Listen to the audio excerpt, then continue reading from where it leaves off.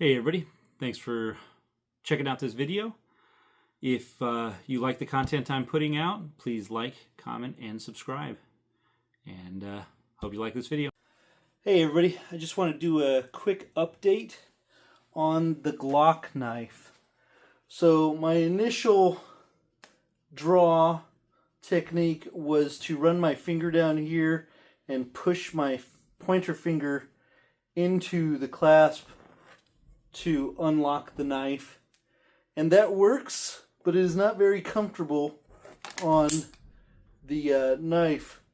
You can see from a previous post, Jason, with a bunch of numbers behind it, I don't remember all of that, suggested taking your pointer fingers, or your pointer and your middle finger, and then using your thumb to do it. Neither one of these is going to be super fast, but this one's much more comfortable. Just like that. So a little bit closer, putting my two fingers here on the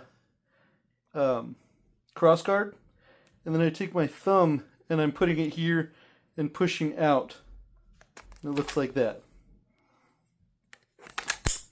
Hope that helps.